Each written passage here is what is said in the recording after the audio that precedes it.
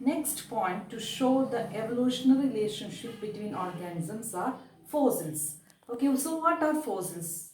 Fossils are the remains of plants and animals once lived millions of years before, and it is buried inside the earth crust. So due to the pressure and overlying things that will be preserved inside earth crust. So that mark that will be the preserved form of the living organism is known as the fossils. So let's see what are fossils once again. Fossils are the remains of plants and animals once lived millions of years ago.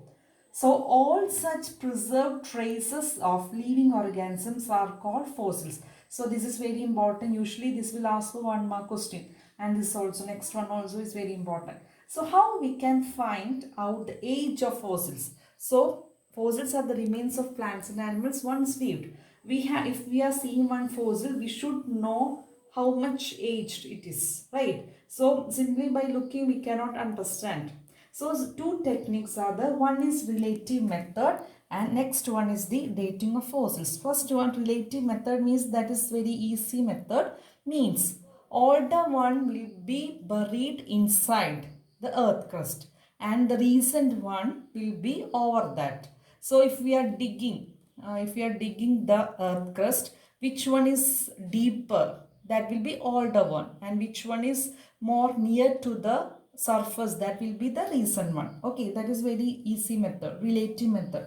Next one is dating of fossils is by detecting the ratios of different isotopes of the same element in the fossil material. So this material, the fossil, will contain different isotopes like carbon, like that different isotope will be there.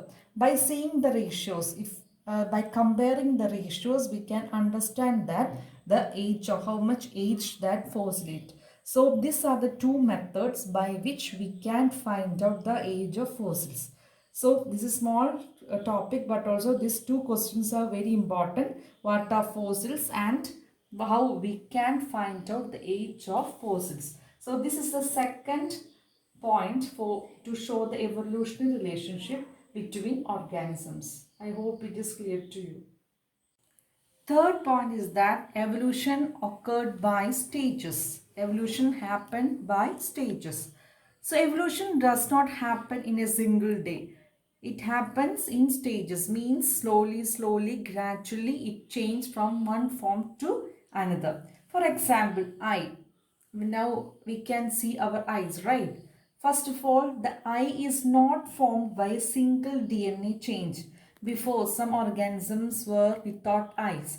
Then after that, some small eyes came. That is known as the rudimentary eyes. After that, now you can see our eyes. So different organisms have different type of eyes. So by this we can interfere that by slowly from the rudimentary eye, slowly different changes happen, and now present day eye is formed. So eye is not formed by a single DNA change. It formed from generation from rudimentary eye to human eye.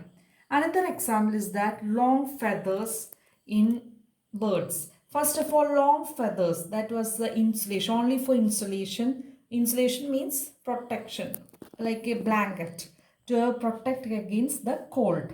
So dinosaurs also had feathers. Okay, dinosaurs have feathers, and it is not adapted for flying, just as a protection against the cold, not for flying. Some dinosaurs like Archaeopteryx, some dinosaurs had feathers, but mainly they are not capable of flying. So but today birds use feathers for flying. So we can assume that birds came from reptile. So we can see one interconnection. One organism is there, that is known as the Archaeopteryx.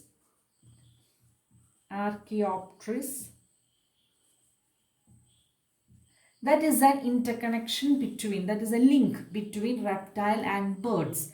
If you see, I will show the picture. If you see the mouth, you can see teeth like the reptile's teeth, and if they have wings. So both both characters, like reptile's character also was there and bird's character also was there. That is a connecting link between the birds and reptile. Archaeopteryx, that have both bird's character, it had wings, also same time mouth and all, it was looking like a crocodile, like reptile form. Okay, so that organism is known as the Archaeopteryx. So these are some evolution. So we will tell that evolution happened not in a single day. It happened in stages.